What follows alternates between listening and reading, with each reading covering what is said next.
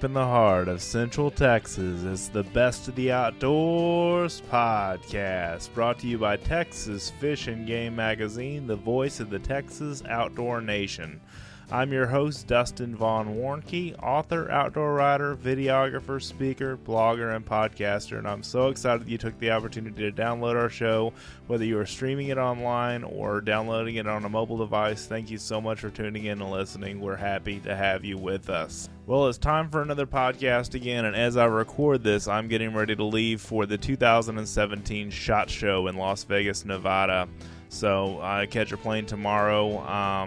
At the time I'm recording this, it's a Saturday, and I'm getting ready to catch a plane Sunday evening and Sunday afternoon to go out to Las Vegas for about 5 days and about 6 days, really, if you consider the day that I get there. And I'm meeting with a lot of folks, doing my advertising work there for Texas Fish and Game, and then also doing some media coverage of Range Day, which is on Monday. And so that'll be after you hear this podcast, but I'm really excited to connect with Dustin Ellerman there at Range Day and maybe have him back on the show and kind of talk about some of the things we saw there. I'm going to try to do some videos at Range Day that I'm going to have up on my YouTube channel. There'll be Texas Fish and Game videos, but they'll be up on my YouTube channel as well as on fishgame.com on our website for Texas Fish and Game. But I have my own personal YouTube channel. You can find out how to subscribe to that at my website, which is dustinsprojects.com. And you can also just look me up on YouTube. If you just type in my first name, Dustin, D-U-S-T-I-N, and Warnke, W-A-R-N-C-K-E, you'll come up with my YouTube channel where I even talk about how cool it is to listen to the Best of the Outdoors podcast. So that's one of the first videos you'll see on my channel. But I've got a little bit over 2,200 subscribers on my YouTube channel, and I just love to showcase a lot of videos that help a lot of folks. I teach a lot on my videos, and then I do my own self-video my own hunts, and that's always a fun thing to do. I also wanted to bring to your attention that I'm going to be on a podcast that should release the week that this podcast releases, and that is with Jason Sacco. His podcast is called Outdoor Adventures with Jason, and I'm going to pull up his website here while I'm talking about that. Yeah. His website, you can check him out, is outdooradventureswithjason.com, and Jason is spelled Jayson. And an abbreviated way to get to his website, so you don't have to remember how to spell his first name, is OAWJS.com. That will bring you to the Outdoor Adventures with Jason website, which has some podcast episodes. Now, I typically keep this updated for him, so my episode will be coming out probably the same week that this comes out. Jason just told me he has a bad cold and has had one for the last few days, so he's behind on editing his right now. But it should come out about the same time, and I invite you to go check it out. You know, it's we talk about a lot of fun things, spirituality, Christianity, hunting, fishing, all the things that I do in the outdoors, ministry work that I do, and those kind of things. So just if you want to learn more about me or more about how this show got started, you can kind of check out his podcast. And again, it's Outdoor Adventures with Jason. Jason is spelled Jayson if you want to look it up on your podcast player, and or you can check him out at his website, OAWJS.com, and check that out for details on how to subscribe to his show. So anyway, thank you so much again for tuning in, and today you're stuck with me. So you're going to get a one Dustin podcast instead of last time it was a two Dustin podcast with Dustin Ellerman. And then this show, I kind of wanted to talk about something that I'm bringing from my video life to my audio life, and that is to podcast land. That is to do the Dustin's Mad Minutes. And Dustin's Mad Minutes kind of started as my rant or my kind of tech tip segment, or my kind of, thing where I basically just go crazy for a certain period of time talking about one particular subject or one particular study or technique or anything like that. And I've got several of Dustin's Mad Minutes webisodes, or whatever you want to call them, videos that I have on my YouTube channel you can go check out. And I also kind of thought to bring that to the podcast since I don't have a guest this week, because I had a couple of guests lined up, but none of them had the opportunity to record with me over the time between podcasts. So I didn't have a podcast for this week, so I thought I'd just do one with good old me. And I haven't done one like that in a while. The last podcast that I did by myself myself solo was one I did on crossbows. All About Crossbows was the title of that show, and you can go back and listen to it. Cover a lot of different things there. This week I wanted to talk about compound bows, because that is my most popular video on YouTube, as I alluded to on my last podcast with Dustin Ellerman. That video has well over 190,000 views on it, and I re-released it in 2014, so it's gone viral, but hasn't really gone as viral and fast as a lot of outdoor videos do. But I did an article back in, late September, right before bow season got started, on compound bow shooting 101 basic and fundamentals.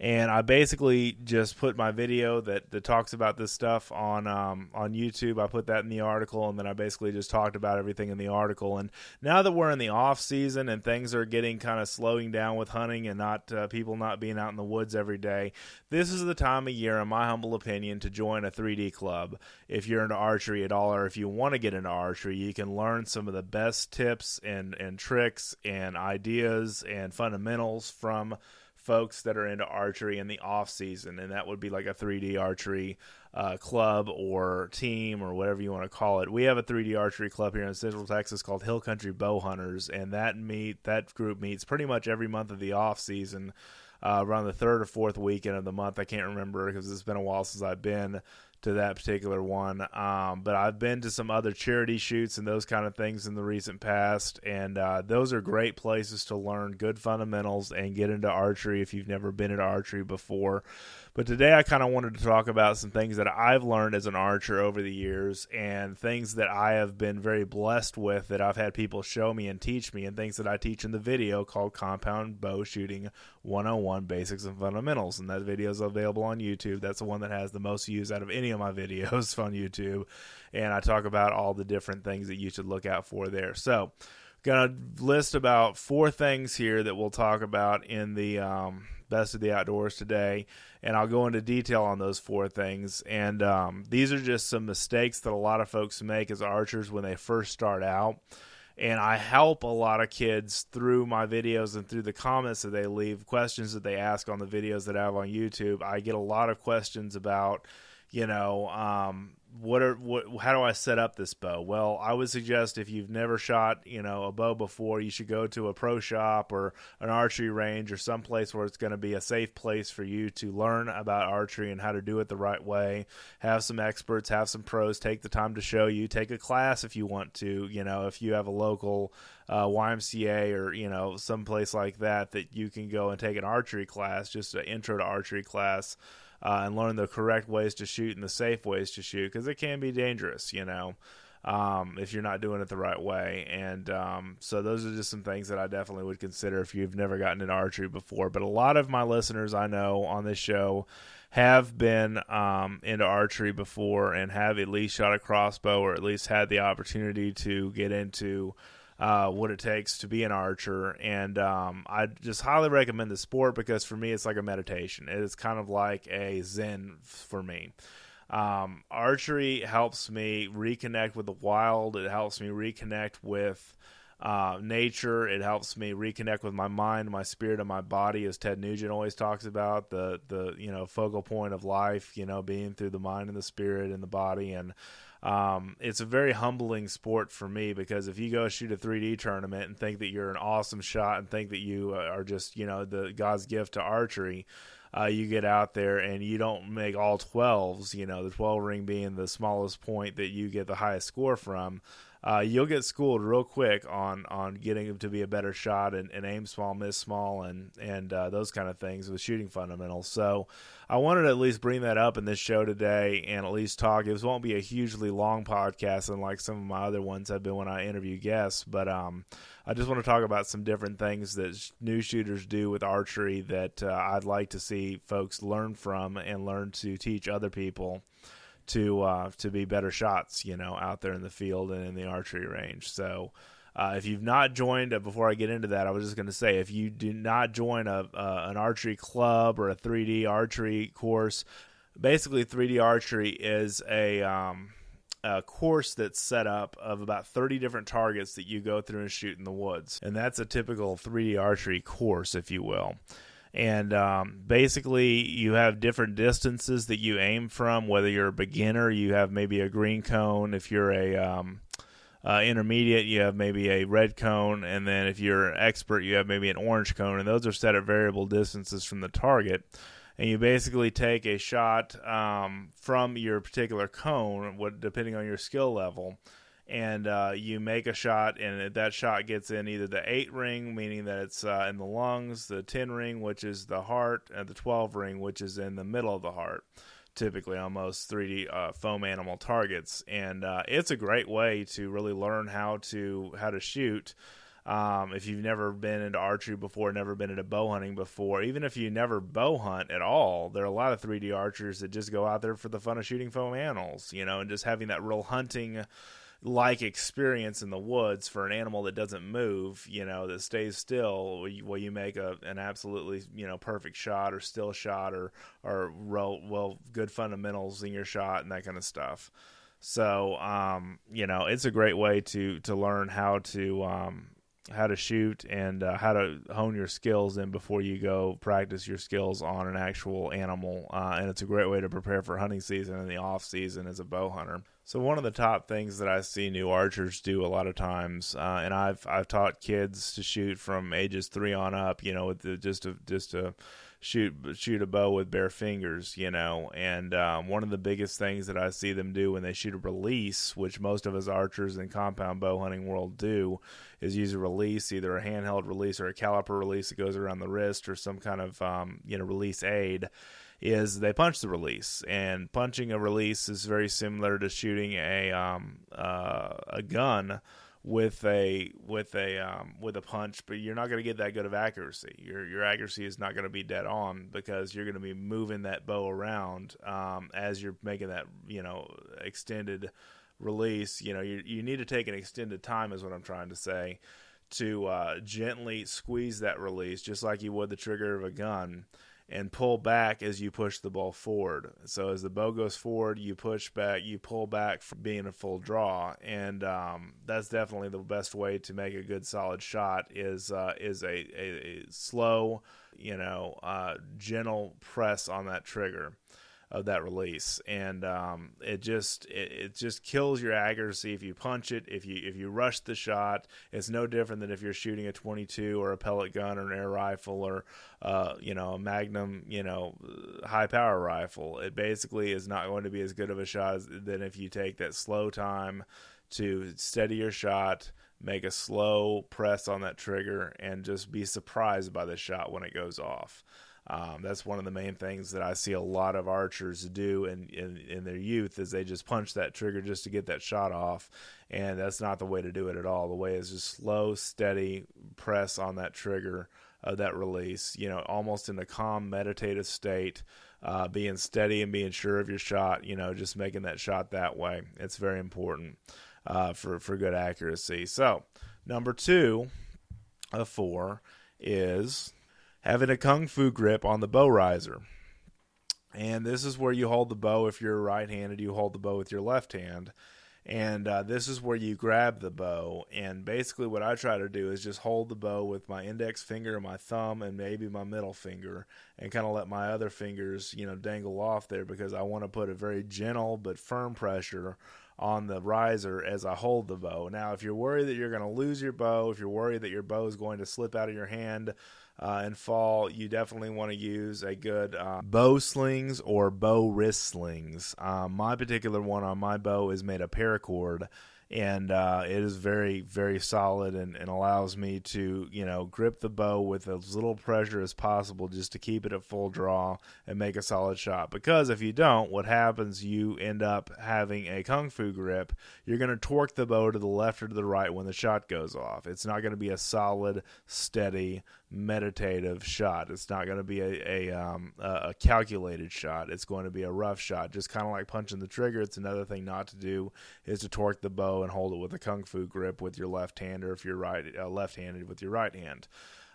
With the bow that holds the riser, the bow hand that holds the riser, have a wrist sling there to save your arm from losing the bow. But be gentle enough but firm enough to hold the bow correctly.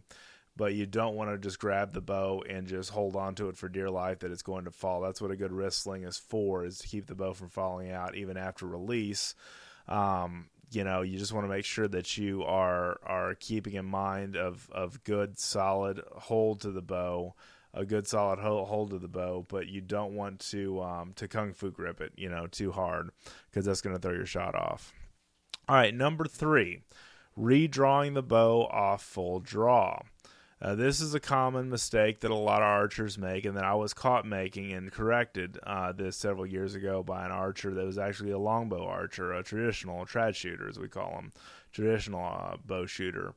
And he made the point that you lose the energy. So basically, if you're at full draw and you end up letting down your bow for whatever reason, let's say that that you just lose the power of your pullback power in your right, or your holdback power, I should say, in your right hand if you're left-handed.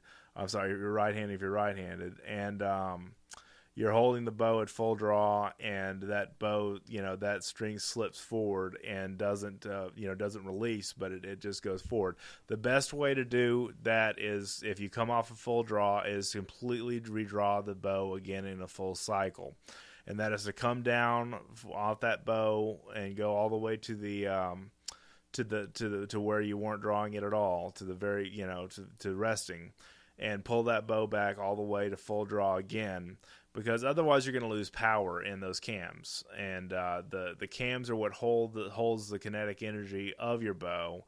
And as you pull those back, you need to make a big, steady, strong pull and keep it at full draw if at all possible. Now, if you go off a full draw, if you have to let down for any reason, just let down completely and redraw again. And that's one of the things that I learned from a traditional archery shooter, like I said, because it's easy for you to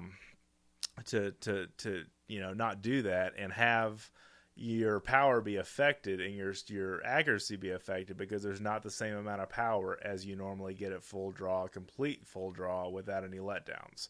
So it's a little hard to explain, but basically, if you have to redraw your bow, it's better to redraw from the beginning and from resting, instead of having to redraw it, mid draw. Don't let down on your draw at all. Then if you do let down, go back to where the bow is at full resting position and redraw completely. That's the best way to keep the power in your cams and that kind of stuff. All right. Also, number 4, as we move down the list, looking at your sight, not your target. That's another common mistake. Whenever you shoot a rifle through a scope, whenever you shoot a dove or a bird or a clay pigeon with a shotgun, wherever you shoot an archery target with a bow, you want to make sure that your eyes are on the target, not the sight. Your eyes need to be past the sight, on the target. One of the common mistakes that I was making years ago was I was concentrating more on where that pin was, instead of letting that pin be in my peripheral vision.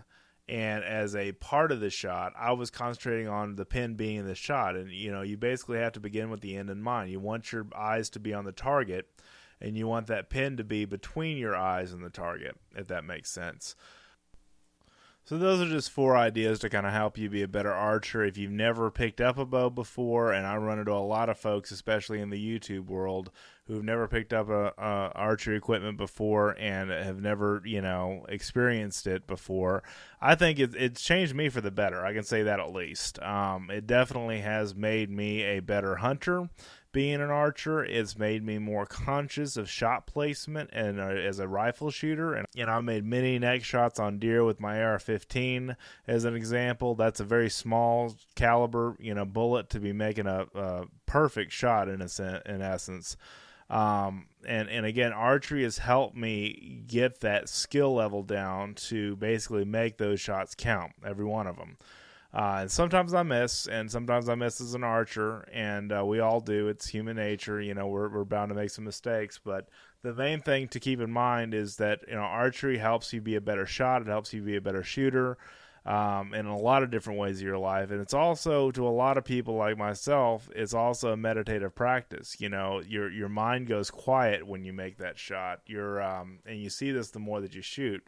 The mind actually becomes part of the shot. and when everything gets blocked out of your head and all you think about is that shot, and that could be whether you're target shooting or whether you're hunting. It's just a beautiful, beautiful thing to check out. If you happen to be disabled or happen to have a disability of some kind, there's always crossbows you can look at. And like I say, I've done a few podcasts ago, on shooting a crossbow and kind of the best practices there. I will tell you my favorite archery brands are, I shoot a Martin bow, and it's a 10-year-old. Actually, it's about 12 years old now. Martin bow, and it still shoots like the day that I got it. I bought it used for $200. I mean, it's hard to find a bow for $200 these days, but this is back in 2005 when I bought mine, or 2006 or so when I bought my first bow. But I still have that bow. I still shoot it today. I still shoot 3D archery. I've won several tournaments with it, and it's a great tournament bow, and it's also a great hunting bow. It's a Martin Scepter 2, which doesn't even exist anymore. They've gone off to all kinds of other different bows in the market now. But I'll say this about archery equipment: any brand that you can find that's a well-marketed brand in America is a good brand for you. And even overseas, that's the case too. You're going to end up with, some quality brands out there, because archery, much like in firearms, the golden age is here. We're living in it right now, which is beautiful. Because all the garbage stuff that comes in from overseas is pretty much been weeded out of the market, and only the good stuff is left. Now, you get what you pay for with the bow, but buying a good used one is not that hard. And we've done a podcast on what to look for in finding a used bow as well on this show before it was part of the Texas Outdoor Nation. But my advice is, if you've never been to an archery place before, if you've never gone to a pro shop or an archery range or a 3D club before, just go and shoot a variety of bows, especially at a pro shop where you have the opportunity on a range to do that, and get an idea of what you like and what you don't like and what you can pull back as far as poundage. I pull about 62 pounds on mine. I just highly recommend everybody get into archery. It just makes you a better hunter overall. It makes you a better outdoorsman. It's just, you have to get close when you're bow hunting. And that's one of the challenges of it. And I've killed a ton of deer and wild hogs and other exotics and those kind of things with a gun. Bow hunting really brings it home, because it is getting up close and getting personal with your game and your quarry and what you're hunting, and I just have a blast doing it. So I definitely highly recommend everybody get involved in the archery sports, and get your kids involved too. I mean, goodness, my son has been shooting a bow since he's about 3 years old, and I've been helping him pull it back. Of course, back then I was. But he's got a little youth bow. Barnett makes the same folks that make crossbows. They make a great line of youth bows that are out there on the market. I think you can find those at your local sporting goods stores, or look them up on the internet and order one on the internet from one of these great internet retailers that we work with. I'm blown away at the Barnett youth compound bows. My son has one. It's an older one. It's probably about at least 10 years old, but it's a great bow. And Barnett makes some great youth bows. Genesis is another company that makes some really good youth bows that I highly recommend for getting started with compound bows. And they really have come a long way. I mean, youth bows period have become a long way. So I'm just excited about all this stuff. I love archery, and I really highly recommend that everybody get involved. I haven't talked about that in this show for a while, so I wanted to definitely do a podcast centered around that. Also, I wanted to recommend, if you're into arrows or bolts for your compound bow or your crossbow, I've always recommended Gold Tip on this podcast. They're the ones that I shoot. I was on their pro staff for a short amount of time, or actually their co-op pro staff for a short amount of time, and I really enjoy shooting Gold Tip quality arrows. They're really high quality. They're built to less tolerance than a lot of arrows on the market are these days, and they're definitely not cheaply made. I mean, they're a highly sought after arrow. If you ask any archer, they'll tell you Gold Tip's one of the best for sure. And then when it comes to broadheads, as I've mentioned many times on this show, Grim Reaper. I mean, I've not lost a animal yet, and I've killed dozens and dozens and dozens of deer and wild hogs with Grim Reapers, and put a lot of the meat in the freezer, a lot of trophies on the wall with those, and it's been a great experience with those. So they're not a sponsor of this show or anything. I'm on their pro staff, but other than that, I just love Grim Reaper, and And the Grim Reaper broadheads are great to use for, and even if you're not a if you're in an area where you can't use a mechanical broadhead, which Grim Reaper is kind of known for, you can also use a fixed blade broadhead that they have, which is called the Hades, and those are made here in America as well, and they're a very high quality broadhead. And since ATA is this week, that's another reason why I wanted to talk about archery on the podcast, because the ATA show, the Archery Trade Association show, is this week. I didn't go this year because we just schedule didn't work out to do that and SHOT Show together. But I'm getting ready to get on the plane tomorrow for SHOT. This podcast will release on Wednesday night or Thursday morning like it normally does. And really happy that you tuned in, and I hope you enjoyed the show. So thank you so much again for tuning in and checking out the podcast. And I invite you to subscribe to the show if you've never subscribed before. We have a lot of great content that comes out every 2 weeks, and I usually have a guest, except for today I don't, but normally I have a guest that I interview, and I've got some great ones lined up on the show that are coming pretty soon to our show, so I'm really excited about that. And don't forget to check out fishgame.com. It is an awesome place to find out a lot of outdoor news, a lot of things that are going around in the state of Texas, and I know this is kind of a Texas-based podcast, but it's a fun site to check out really for national news or international news. We always have something fun up there. And I also wanted to invite you to subscribe to Texas Fish and Game, especially if you live in the great state of Texas. We have an awesome magazine that comes out every month. I have 2 feature articles that are going to be in the March edition of the magazine, so you can subscribe now and get that in time to read those. And I'm really excited about those that are coming out. I just submitted them this week, and I am so pumped about the articles. In fact, one of the articles is going to have a video companion to go with it, which I'm really excited about. So I just finished doing the editing on that video. And also, feel free to just check out dustinsprojects.com. You can email me if you have any questions. If you want to have a topic, covered on the show, definitely email me through that website, dustinsprojects.com, all one word. And thank you so much for watching, reading, and listening. Have an awesome day in the outdoors.